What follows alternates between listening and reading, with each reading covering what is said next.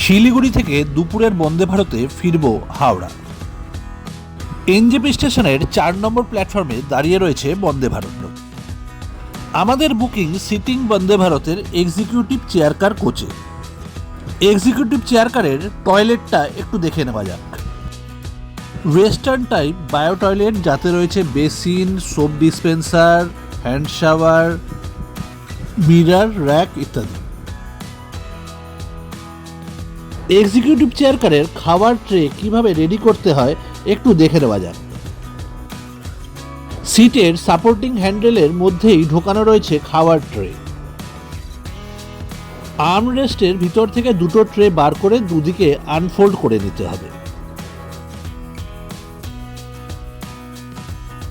সামনের সিটের পেছনে রয়েছে ফুট রেস্ট এবং খবরের কাগজ রাখার জায়গা। পুরো ট্রেটা আনফোল্ড করে রেডি করে নিলাম। এনজেপি থেকে হাওড়া ফেরার দুপুরের বন্দে ভারতে লাঞ্চ সার্ভ করা হয় না, তাই স্টেশন থেকেই লাঞ্চ কিনে নিয়েছিলাম। ট্রেনের সিটে বসেই লাঞ্চ সেরে ফেললাম। ট্রেন ছাড়বে দুপুর 2:55। প্ল্যাটফর্মে প্লেসমেন্টের পর দুপুর 2 থেকে ট্রেনে বোর্ডিং অ্যালাউ করা হয়েছে।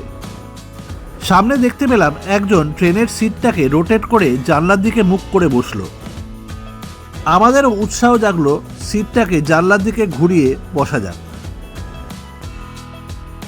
এখনো ট্রেন ছাড়েনি, প্যাসেঞ্জাররা যাতায়াত করছে।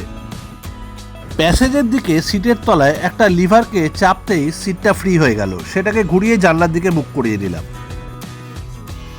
যথাসময়ে এনজেপি স্টেশন ছেড়ে দুরন্ত গতিতে এগিয়ে চলেছে ট্রেন। প্রথমেই একটা করে ওয়েট ওয়াইপ এবং নিউজ পেপার দেওয়া হলো আমাদের। মাঠের মধ্যে গাছে পলাশ ফুল ফুটে রয়েছে। আমরা জানলার দিকে মুখ করে বসে আছি এবং প্রকৃতি উপভোগ করছি। এনজেপি ছাড়ার পর বেশ কিছুক্ষণ বিস্তীর্ণ আনারসের ক্ষেত এবং চা বাগান দেখা যাচ্ছে। বিস্তীর্ণ চা বাগান কচি পাতায় একেবারে সবুজ।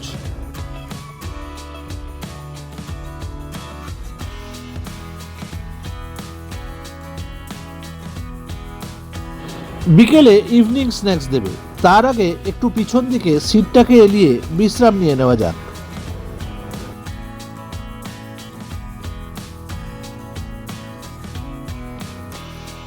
কিষানগঞ্জ স্টেশন পেরিয়ে ট্রেন এগিয়ে চলেছে। যতদূর চোখ যায় চারিদিক সবুজ আর সবুজ।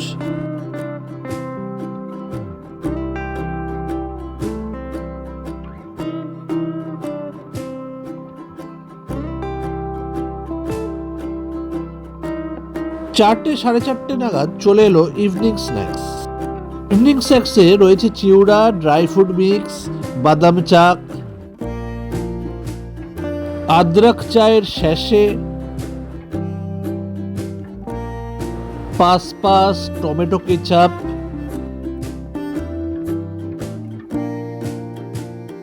ফ্রুট জুস, একটা খাস্তা কচুরি, আর রয়েছে ক্যারামেল পপকর্ন।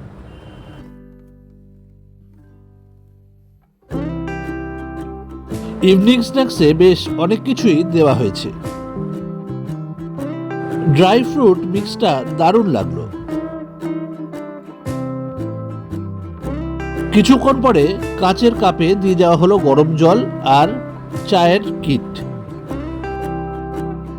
আদরক চাটা এক্সচেঞ্জ করে আমি চায়ের কিটটা নিলাম।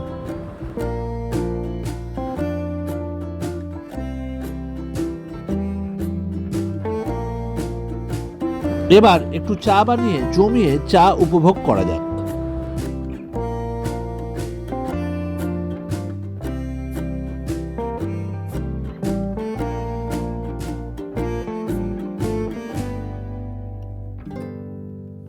চলন্ত ট্রেনে চলছে আমাদের টি ব্রেক।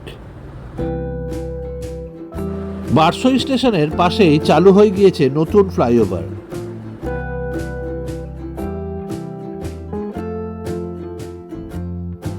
একে একে কিষানগঞ্জ, বারসই পেরিয়ে আমরা চলেছি মালদার দিকে।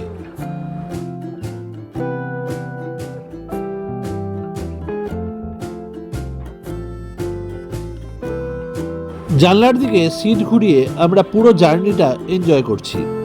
এক্সিকিউটিভ চেয়ার কারের ঠিক সিটের নিচেই মাঝখানে রয়েছে চার্জিং পয়েন্ট। পিছনের টিভি স্ক্রিনে গাড়ির স্পিড এবং পরবর্তী স্টেশন ডিসপ্লে করা হচ্ছে।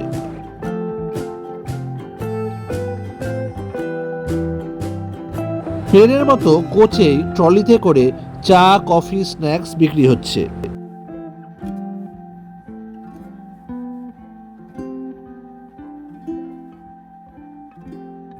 টিভি স্ক্রিনে ট্রেনের বিভিন্ন খুঁটিনাটি ডিসপ্লে করা হচ্ছে। আস্তে আস্তে সন্ধে নেমে আসছে।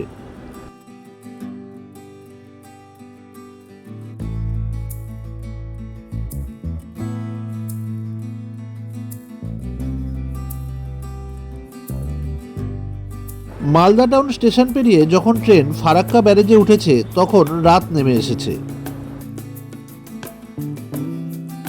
ফারাক্কা ব্যারেজের ওপর গাড়ির খুব জ্যাম দেখতে পাচ্ছি। কিছুক্ষণ বাদেই চলে এলো কাঁচের প্লেট, কাঁচের বোল এবং টমেটো স্যুপের সরঞ্জাম।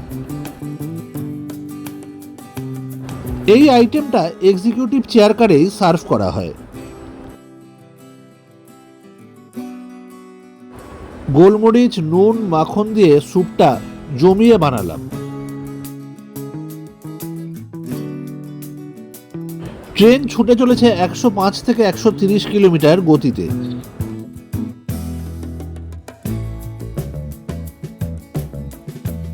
রাত 8টা নাগাদ চলে এলো আমাদের ডিনার। ডিনারে সার্ভ করা হয়েছে ভাত, চিকেন, ডাল, আলুকপির তরকারি, রুটি এবং মিষ্টি দই।